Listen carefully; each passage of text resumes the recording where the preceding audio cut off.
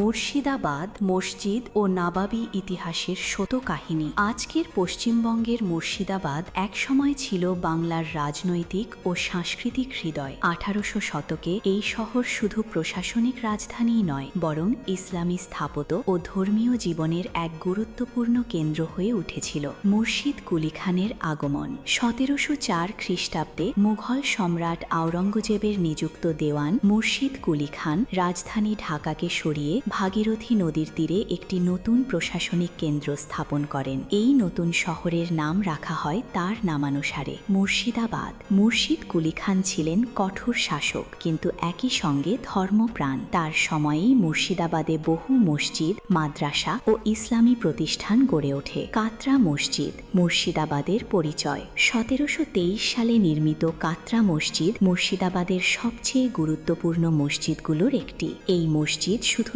নামাজের স্থান ছিল না, এটি ছিল একটি ইসলামী শিক্ষা কেন্দ্র। পাশে ছিল মাদ্রাসা ও সরাইখানা। মুর্শিদ কুলি খান নিজেই চাইতেন তার কবর এই মসজিদের সিঁড়ির নিচে থাকুক, যাতে মানুষ মসজিদে ঢোকার সময় তার কবরের উপর দিয়ে হেঁটে যায়। এটি ছিল তার নম্রতার প্রতীক।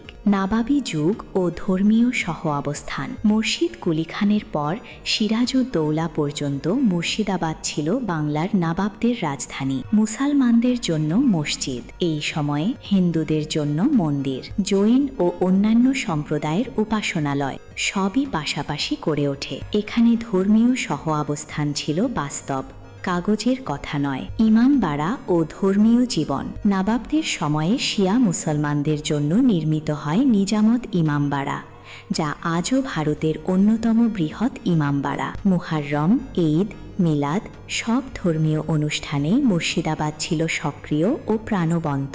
বাবরি মসজিদের সঙ্গে পার্থক্য।